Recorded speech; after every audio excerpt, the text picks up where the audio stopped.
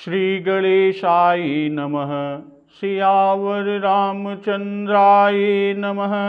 ओम हनुमते नमः। श्री गुरुचरण कमलेभ्यो नमः। उमापति महादेवाय नमः। भक्तजन, बाबा गोस्वामी तुलसीदास रचित श्री रामचरितमानस के अर्थ सहित व्याख्या का श्रवण अमृत रसपान हम लोग कर रहे हैं। इस समय प्रभु श्री राम जी के द्वारा भूतभावन भगवान शिव शंकर जी के पिनाक धनुष को तोड़कर माता सीता जी के साथ विवाह यानी स्वयंवर हो चुका।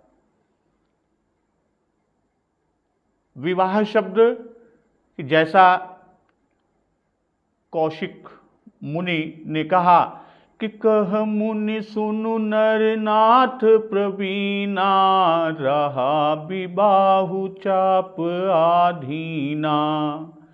टूटत ही धनु भयउ विबाहु, सुर नर नाग विदित सब काहू।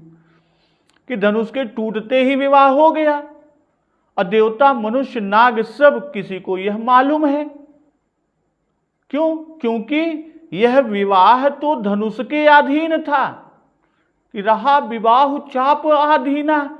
और इस पर मुनि विश्वामित्र जी महाराज जनक जी से कहते हैं कि तदपि जाई तुम करहु अब, जथा वंश व्यवहार। बूझि विप्र कुल वृद्ध गुर, वेद विदित आचार। फिर भी तुम जाकर अपने कुल का जैसा व्यवहार हो, यानी अपने कुल के रीति रिवाज व्यवहार के अनुसार ब्राह्मणों, कुल के बूढ़ों और गुरुओं से पूछकर तथा वेदों में वर्णित जैसा आचार व्यवहार विचार हो, ठीक वैसा ही करो।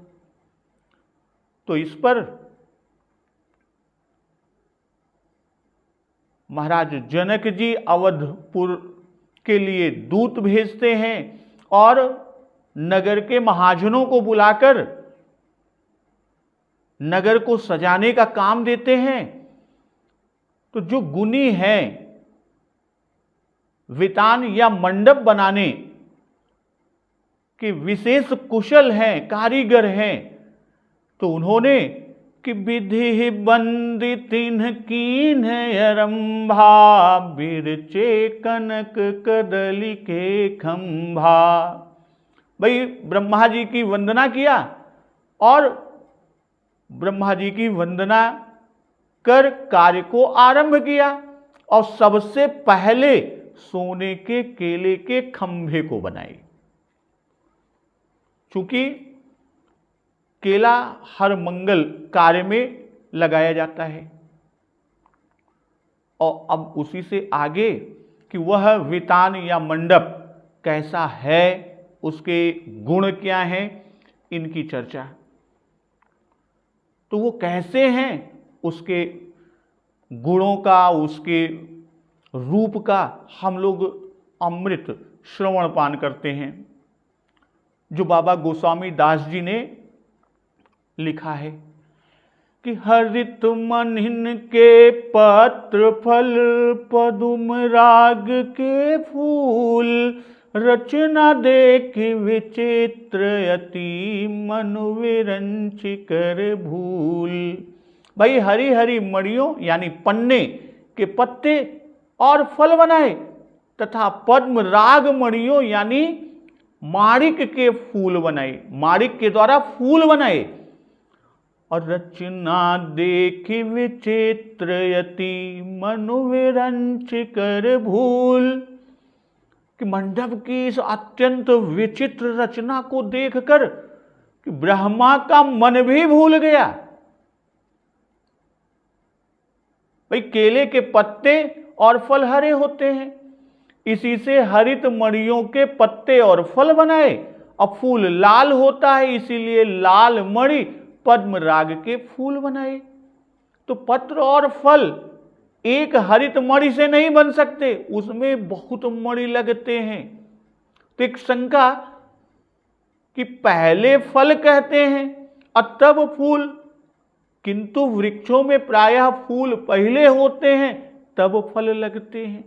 तो यहां पर यह क्रम भंग बाबा गोस्वामी तुलसीदास जी ने क्यों किया?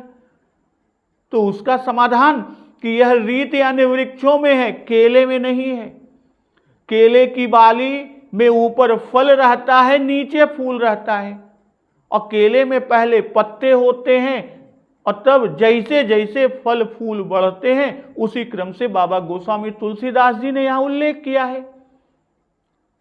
तो इसमें फल फूल साथ ही साथ होते हैं, तो उसी क्रम से यहां पहले पत्र फल तब फूल कहे। भाई साक्षात केले में फूल और फल का क्रम होता है, और ये तो बनाए हुए हैं। बनाने में जो भाग पहले बनाना ठीक होगा वही पहले बनेगा, और जो पीछे ठीक बन पड़ेगा वह पीछे बनाया जाएगा, बाद में बनाया जाएगा। तो बनाने में, कारीगरी करने में तो क्रमभंग का कोई विशेष रूप नहीं। तो यहां खंभे पीत रंग के हैं, पत्र और फल हरित हैं और फूल लाल रंग के हैं।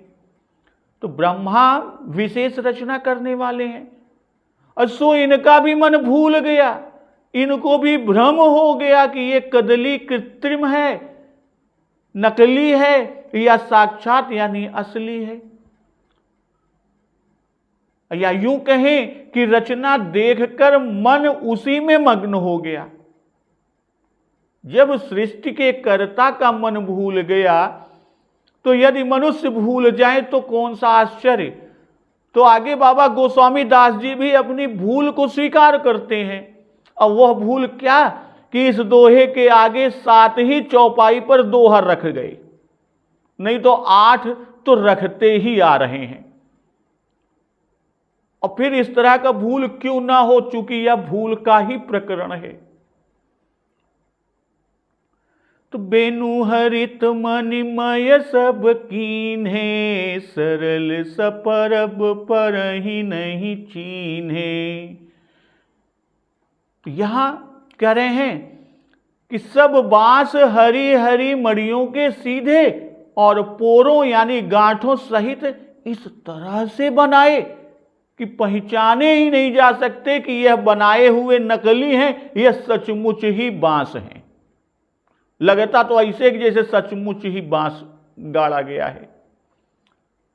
और कनक कलित अहि बेली बनाई, लखि नहीं परई सपरन सुहाई। सुवर्ण से रचित सुंदर पानों की लता बनाई, और वह लता जो पत्तों से युक्त होने से पहचानी ही नहीं जा सकती और सुंदर भी है। तो वह बेली किते ही के रचि पचि बंध बनाए, बिच बिच मुकुता दाम सुहाए। कि उस नाग बेली के रचकर और पच्चीकारी करके बंधन बनाए, और जिनके बीच बीच में मुक्ता की मालाएं या यूं कहें कि झालरें शोभा दे रही हैं, या झालरों को बनाया गया है। तो बेनु हरित मणिमय सब कीन्हे, सरल सपरब परहि सब चीन्हे। भाई विवाह मंडप बांस से छाया जाता है, यही रीति है। इसी से बाबा गोस्वामी दास जी ने बांस का बनाया बता रहे हैं। और यहां कि सब कीन्हे, तो सब का भाव कि और जितनी वस्तुएं केला आदि बनाई गई उसमें नाना प्रकार के मणि लगे हैं, हरे लाल पीले, पर बांस सब हरे मणि के हैं। क्यों क्यों हरे मणि का ही प्रयोग किए? क्योंकि बांस की शोभा हरे ही रंग की है, और हरे ही बांस मांगलिक समझे जाते हैं और मंडप में लगाए जाते हैं। पीले और सूखे बांस नहीं लगाए जाते। इसीलिए बेनु हरित मणिमय कहा। अब बांस सीधे हैं क्योंकि टेढ़ाई से शोभा चली जाती, और पर्वत सहित हैं तो बांस मणिमय बनाए गए। उनमें गांठें यदि ना हो तो वे लाठी से जान पड़ेंगे, लाठी गाड़ दे आए। तो इसी से उनका सपरब यानी पोर या गांठ सहित होना और हरित मणि से होने पर यहां बराबर हरे ही बने रहेंगे, शोभा एक समान बनी रहेगी। भाई हरे बांसों का मंडप शोभित होता है, इसी से सब बांस हरित मणि के बनाए गए। और सूखे बांस उजले या पीले होते हैं तो उनमें शोभा ही नहीं होती, और सीधे बांसों का मंडप अच्छा होता है इसीलिए सीधे बनाए। बांस में पर्व इसलिए यहां पर भी पर्व बनाए गए। अब पर ही नहीं चीन है कि खंभों पर बांस रखे जाते हैं, फिर सुतली या मूंछ की रस्सी बांधी, मूंछ की रस्सी बांधी जाती है या मूंछ की रस्सी से हम बांधते हैं, और इसी से बंधन की बात। भाई स्वर्ण के केले के खंभे बना चुके, उन पर अब स्वर्ण की नागबेल चढ़ाई। भाई पान की पुराने होने पर अर्थात पान पक जाने पर शोभायमान होता है, अधिक शोभा देता है, और पके हुए पान पीले होते हैं, इसलिए पानों की लता सोने की बनाई, और हरित मणियों के पत्र में हरित मणि के बांस रखे, और कनक के खंभों में कनक की बेली चढ़ाई। तो अहि बेल नाम देकर कि अहि यानी सर्प या नाग की तरह बेल लिपटी हुई है, नाग की तरह बेल चली है उसमें, और लख नहीं पड़े कि मंडप अत्यंत विचित्र बनाया है। इसीलिए बारंबार इसमें उल्लेख मिलता है कि लख नहीं पड़ता, कि रचना देख विचित्रयति मन बिरंचि कर भूल। इधर कहते हैं सरल सपरब पर ही नहीं चीन्हे, और यहां कहते हैं कि लख नहीं परे सपरन सुहाई। सपरन यानी पत्तों से युक्त होना, कि पान के पत्तों से मंडप छाया गया। तो तेहि के रचि पचि बंध बनाए, बिच बिच मुक्ता दाम सुहाए।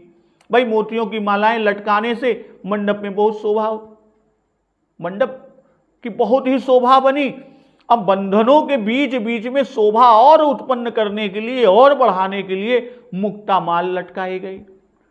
भाई बांस बिना बंधन के एक ठिकाने नहीं रह सकते, एक जगह नहीं रुक सकते, इसलिए नाग बेल की बौड़ी से अच्छी तरह पच्चीकारी करके पतले चमकदार बंधन रचे, और रचि पचि कि बंधन बड़े सुंदर बनाए।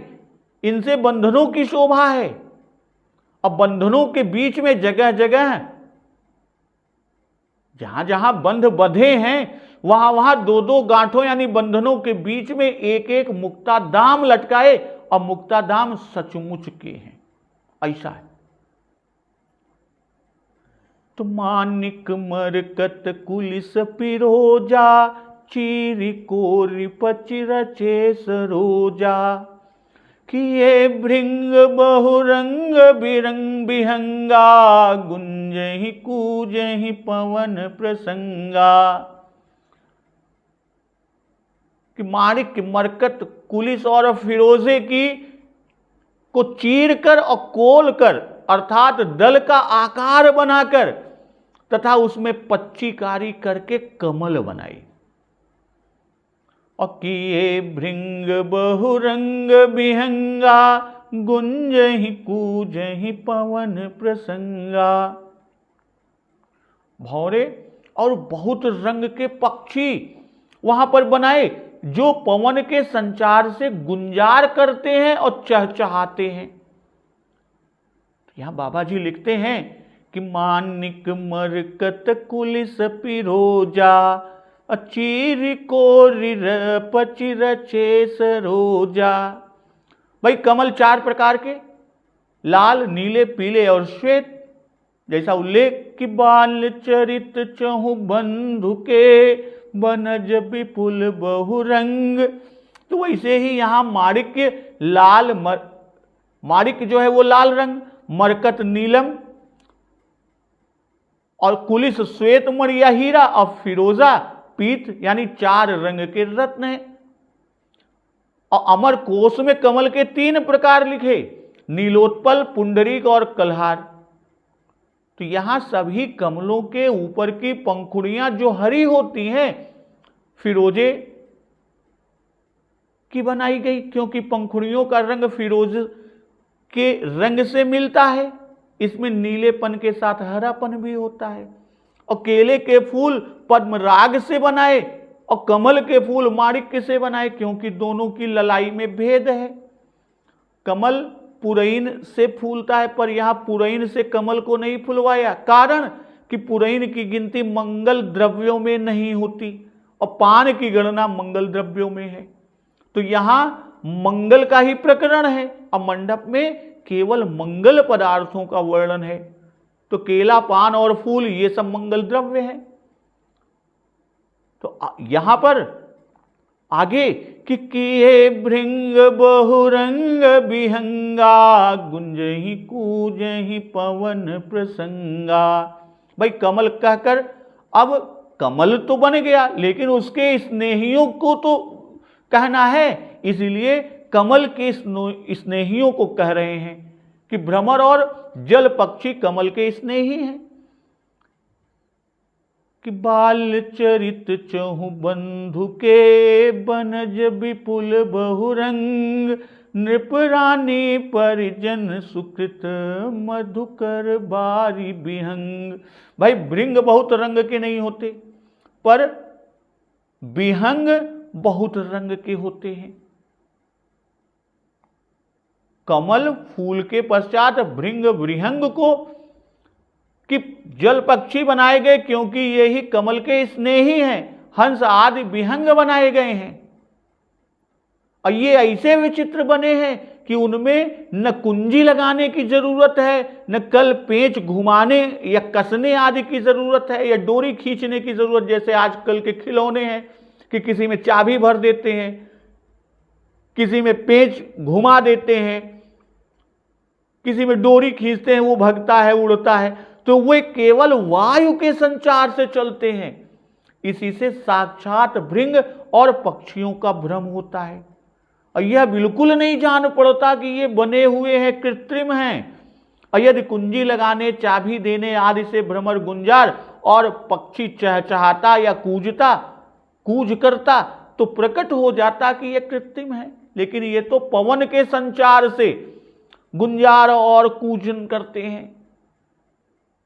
असुर प्रतिमा खंभन गढ़ काढ़ी, मंगल द्रव्य लिए सब ठाढ़ी। चौके भांति अनेक पुराई, सिंधु रमणिमय सहज सुहाई। भाई खंभों में देवताओं की मूर्तियां गढ़कर निकाली गई और वे सब मूर्तियां सब मंगल पदार्थ लिए खड़ी हैं। जो भी मूर्ति हैं, चौके भांति अनेक पुराई, और अनेक प्रकार की चौके पुराई गई। चौक पूरी जाती है ना, कोई भी मंगल कार्य होता है, और जो गज मुक्तामय और सहज ही सुंदर है। तो सौरभ पल्लव सुभग सुठी, किए नीलमणि कोर, हेम बौरु मरकत घबरी, लसति पाटमय डोरी। नीलम को कोल कर अत्यंत सुंदर आम के पत्ते बनाए और सोने की बौर, पन्ना के घौर व गुच्छे रेशम की डोर से बंधे हुए इस तरह से शोभा दे रहे हैं।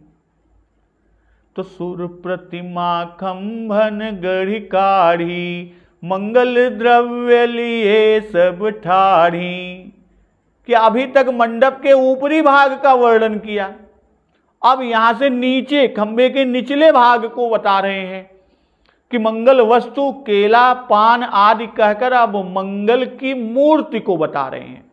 देवता मंगल की मूर्ति हैं।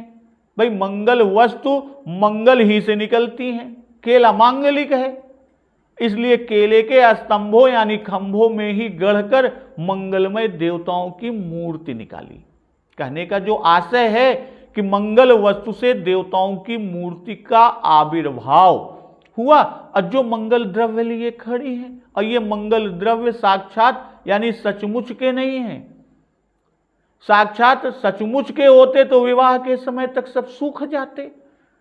इसलिए ये भी मणियों के बनाए हुए कृत्रिम हैं, किंतु यह ऐसे हैं कि लख नहीं पड़ते, पहचाने नहीं जाते।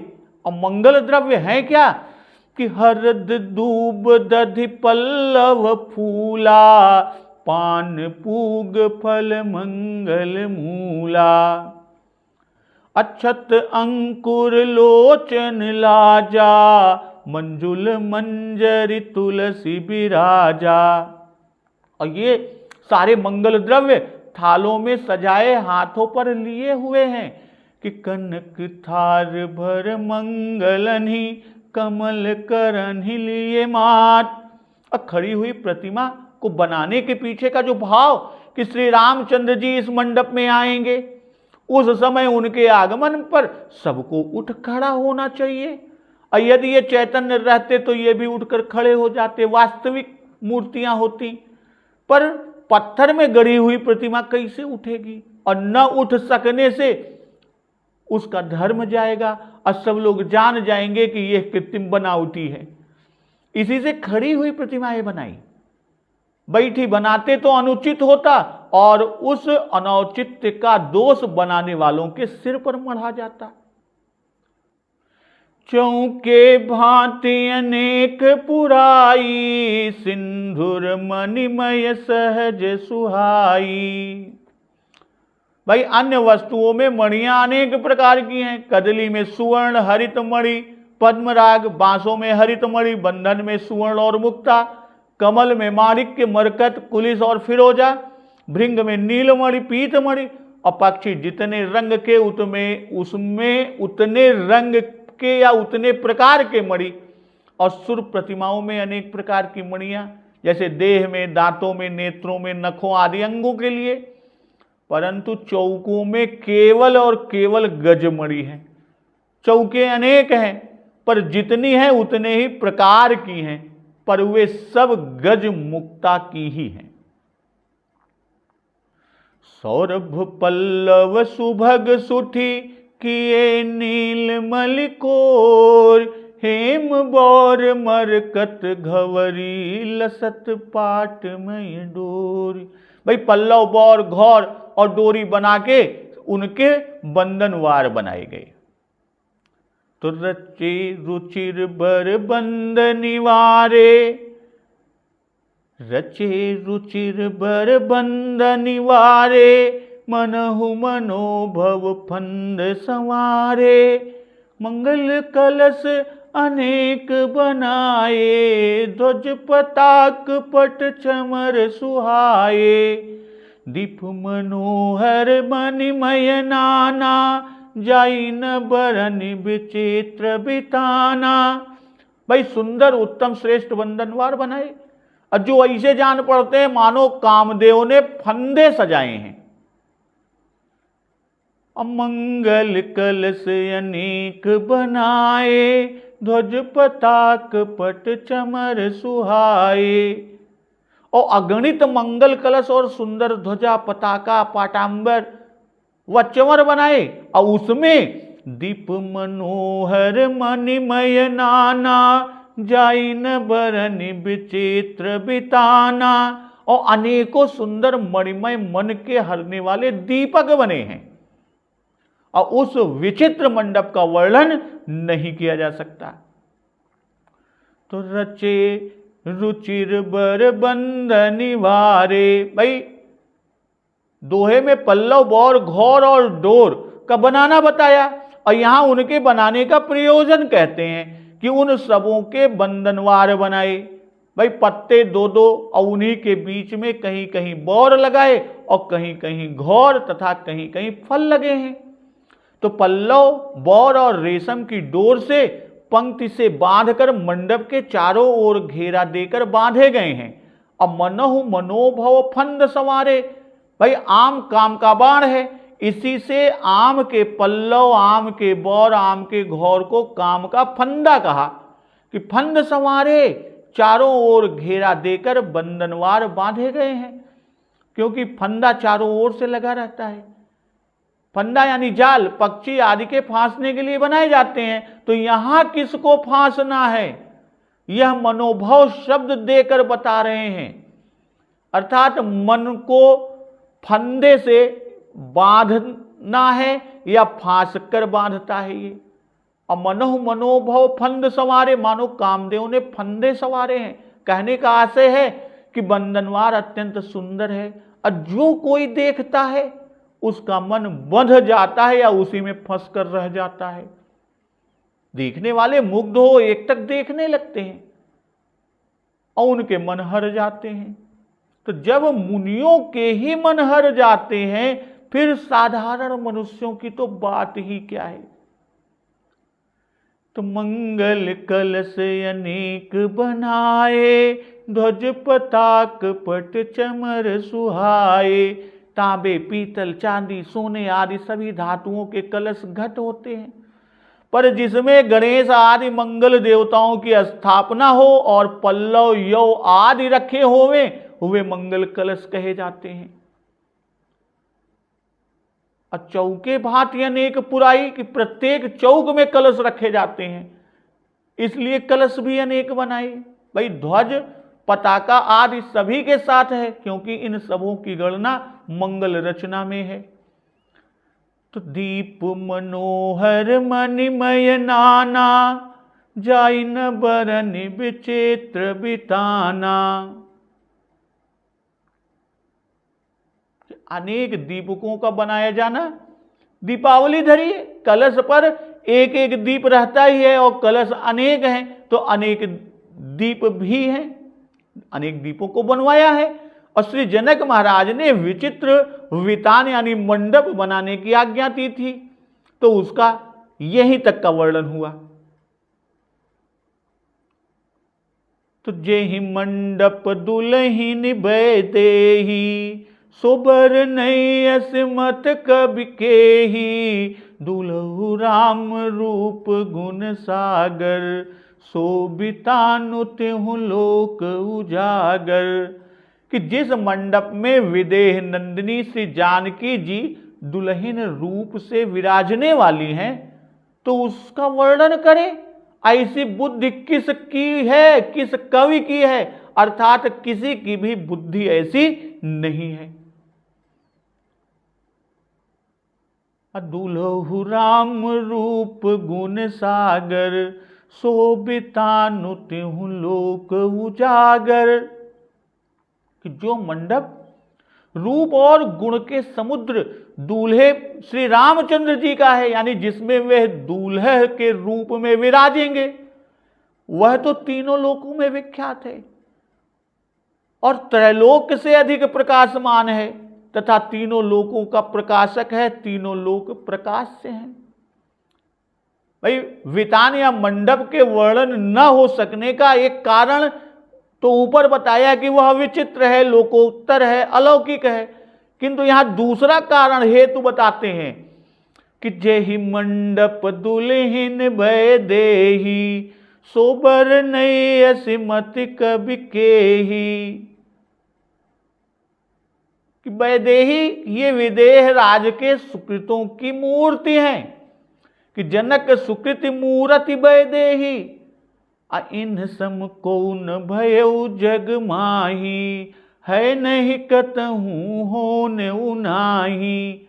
और इन वैदेही का मंडप भी सुकृति मूर्ति के अनुकूल ही लोकोत्तर ही होना चाहिए। कि सो बरनय असिमत कबि केही, बरनिन जाई विचित्र बिताना। ये कहकर बाबा गोस्वामी दास जी ने पहले अपना असामर्थ्य दिखाया, अब समस्त कवियों की असमर्थता को भी कह रहे हैं कि हम ही नहीं कह सकते। सो बात नहीं, कोई भी कवि नहीं कह सकता कि असिमति की मत यानी बुद्धि श्री जानकी जी के देने से मिलती है। कि जनक सुता जग जननी जानकी, अतिशय प्रिय करुणा निधान की।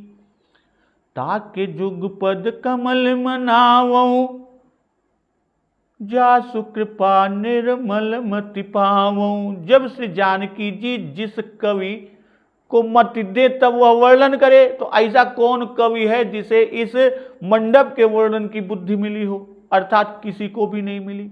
इसी से किसी संस्कृत या किसी भाषा के ग्रंथ में मंडप का वर्णन नहीं मिलता। और यदि कहीं कुछ मिले तो वह श्री जानकी जी की ही देन है होगी। भाई मति की देने वाली श्री वैदेही जी हैं और उस बुद्धि से जगत का वर्णन हो सकता है, तो वैदेही के मंडप का वर्णन नहीं हो सकता। क्यों?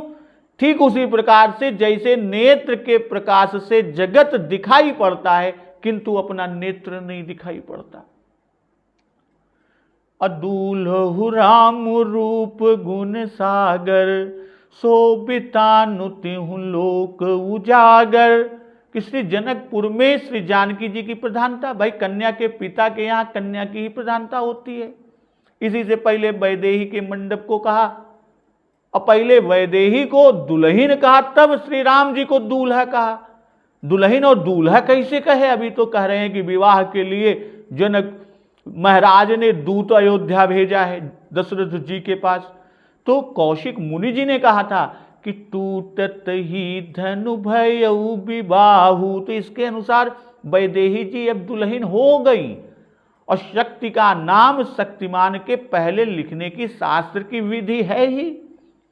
और दूसरा कि ये तो दिन रात वहां की खेलने वाली हैं, इसलिए इनको पहले कहे। और रूप गुण सागर, उजागरता तो दो प्रकार से हो सकती है, या तो रूप से या गुण से। तो ये दोनों के सागर हैं कि दूल्हु राम रूप गुण सागर, रूप और गुण दोनों के सागर। और तब उजागर कि मंडप का पूरा स्वरूप यहां पर वर्णन हुआ। क्यों?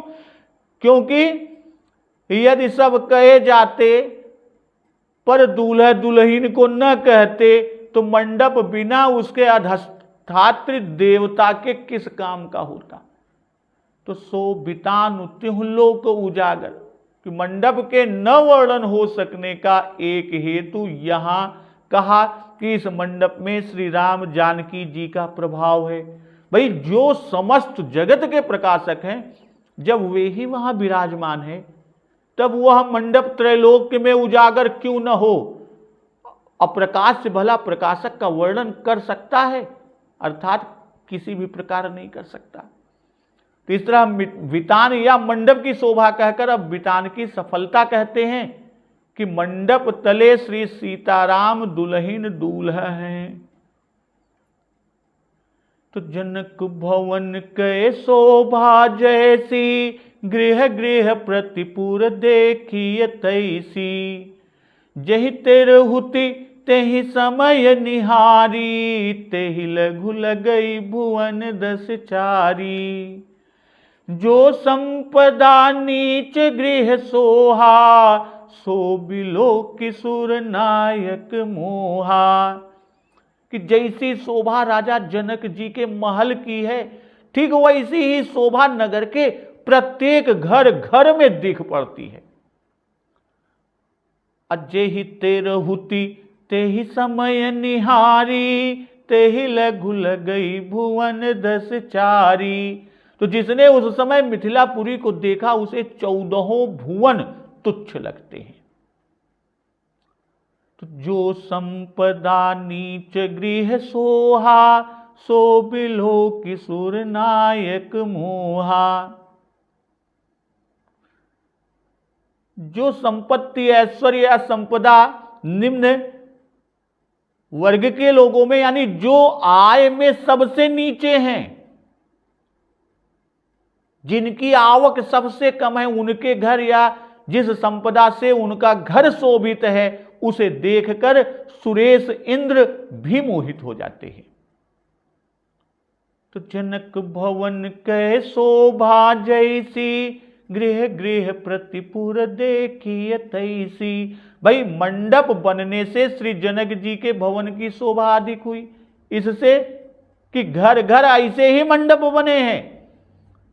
और जनक भवन की शोभा के साथ ही साथ सबों को, जो भी वहां के जितने भी पुर के नर नारी यानी जितने भी भवन हैं, सभी के भवनों की शोभा तैयार हो गई। भाई जैसी राजमहल की शोभा वैसी ही घर की शोभा, जब जनकपुर संवारा गया तब वहां भी मड़ियों के मंडप घर घर बने। इसी से जनक भवन की ऐसी शोभा सबके घर में दिखाई पड़ी, नहीं तो जनक भवन के समान बड़े लोगों के घर थे।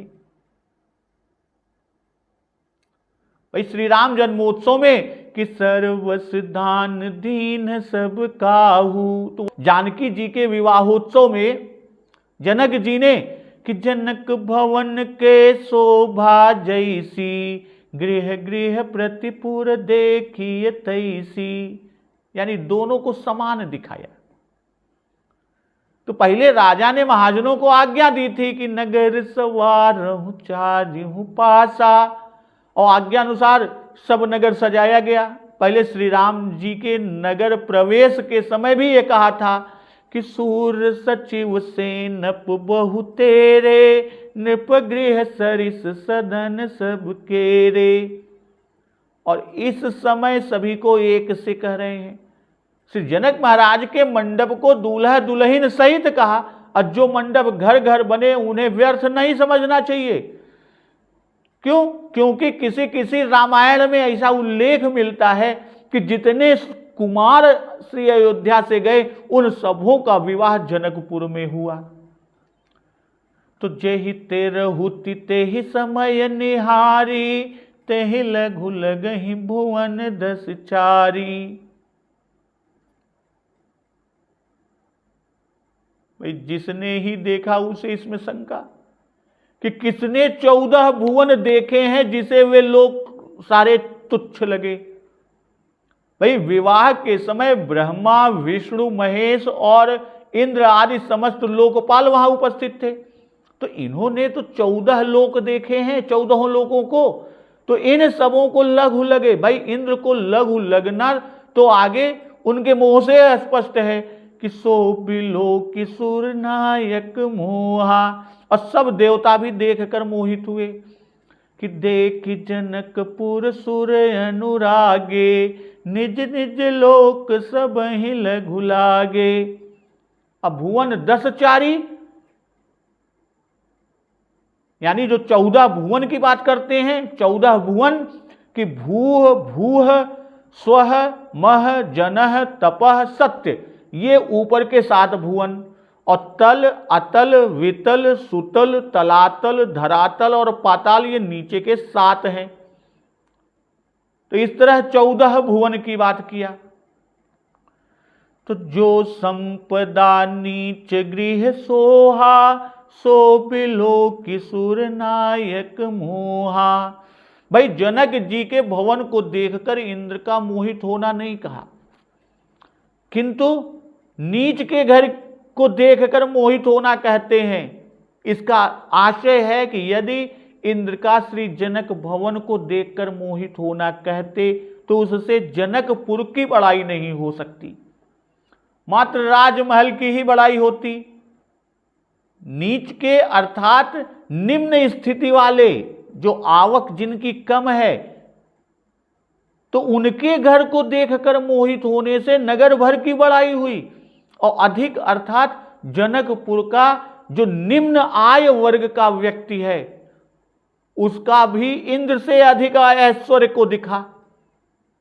तब भला राजा की संपदा को कौन कह सके। तो बसई नगर जेहि लच्छि करी, कपट नारी बर बेश, तहि पुर कई शोभा कहत सकुचहि सारद शेष। भाई जिस नगर में श्री लक्ष्मी जी मानुषी स्त्री का सुंदर श्रेष्ठ कपट वेश बनाकर बसती हैं, तो तहि पुर कै शोभा कहत, तो उस नगर की शोभा कहने में कि सकुचहि सारद शेष, कि शारदा और शेष जी भी सकुचते हैं, संकोच करते हैं, उनकी शोभा कहने में लजाते हैं। तो जो संपदा नीच गृह सोहा, सो बिलो किशोर नायक मोहा। तो इसमें ऐश्वर्य के वर्णन में अत्युक्ति पाई जाती है। तो इसी की निवृत्ति के लिए इस दोहे में उसका समाधान करते हैं। तो यहां अत्युक्ति नहीं, क्योंकि बसई नगर जेहि लच्छि कर, कपट नारी बर बेश। तो बसै नगर जह लक्ष्य कि इंद्र के यहाँ तो लक्ष्मी के कटाक्ष मात्र का विलास है कि जासु कृपा कटाक्ष सुर चाहत चितव न सोई, अलोक पहुई बिलोकत तोरे। और यहां तो साक्षात श्री लक्ष्मी जी वास कर रही हैं, तब इंद्र से भी अधिक होने में कौन सा आश्चर्य है।